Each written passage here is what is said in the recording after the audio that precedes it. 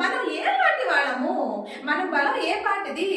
అసలు యాకోబు గారి గ్రంథంలో దేవుడు ఏమన్నా, నీ జీవం ఏ పార్టీది? ఎంతలో కనపడి అంతలో మాయమైపోయే ఆవిరి వంటి వారు మీరు అన్నాడంట ఆయన. కాబట్టి వీటి గురించి మనకు అర్థమైనప్పుడు ఏం చూసి మనకు గర్వం వస్తుంది? నేనేంటో నాకు అర్థమైనప్పుడు ఏం చూసి నాలో అహంకారం వస్తుంది? నేనేంటో అర్థమైనప్పుడు ఈ రోజున ఏం చూసిన దేవుడికి విరోధంగా నేను పాపం చేయగలము మనము? అందుకే ఈ రోజున నువ్వేంటో నీకు అర్థం కావాలి. ఈ రోజున మనమేంటో మనకు అర్థమైనప్పుడు మనం అప్పుడు పరిశుద్ధంగా జీవించగలము. దేవుని భయముతో మనం జీవించగలము.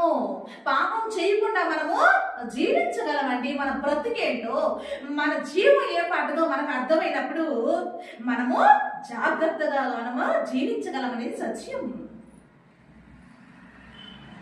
కానీ ప్రకృతిని ఆపే శక్తి ఎవరికి కూడా లేదు అనేది మనకి అర్థమవుతుంది. అయితే ఈరోజు మనం ఆలోచిస్తే కనుక ఇప్పుడు ప్రకృతి, దేవుని సువార్త, మనుషులు, ఈ రోజున పంచభూతాలు, ఇవన్నీ కూడా ఇప్పుడు మనకి ఏం అర్థమవుతుందంటే కనుక దేవుడి చిత్త ప్రకారమే దేవుని సంకల్పాన్ని బోధిస్తున్నాయి అనేది ఒకటి మనకు అర్థమైంది, అవునా కదా? అలా బోధిస్తూ బోధిస్తూ ప్రకృతి కూడా బోధిస్తూ ప్రకృతి దేనికోసం ఎదురు చూస్తుంది అని రోమి రాష్ట్ర పత్రికలు రాయబడేది ఒకసారి చూస్తే కనుక ఏంటి ఆ సంకల్పం? ఏంటి దేవుని సంకల్పం? ఏంటి? ప్రకృతి కూడా దేవుని బోధిస్తుంది కదా. ప్రకృతి బోధిస్తూ ఈ రోజున మనుషులు బోధిస్తూ ఈ రోజున దేవాది దేవుడు దేని కొరకు అందరూ ఎదురు చూస్తున్నారు అనేది ఒకసారి మనం ఆలోచిస్తే కనుక రోమీలు రాసిన పత్రికలో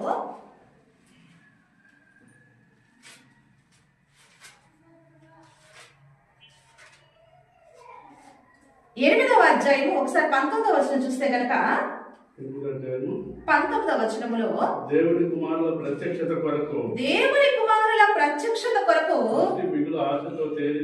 సృష్టి మిగుల ఆశతో తేరి చూచుచు కనిపెట్టుచున్నది. చాలండి. అంటే ఈ సువార్త ప్రకటించటంలో దేవుని సంకల్పం ఒకటి ఉందనుకున్నా కదా. ఇంతకు ఏంటి ఆ సంకల్పం? ఈ సృష్టి కూడా దేవుని సువార్త ప్రకటించటంలో వాళ్ళకున్న ఆలోచన ఏంటి? ఏం ఎదురు చూస్తున్నారు అనేది చూస్తే కనుక ఇక్కడ సృష్టి అంట మిగుల ఆశతో అంట ఎదురు చూస్తుందంట. దేని కొరకు ఎదురు చూస్తుందంట? దేవుని కుమారుల ప్రత్యక్షత కొరకు చూస్తుందంట. ఏంటి ఇందులో మనం తెలుసుకోవాల్సింది?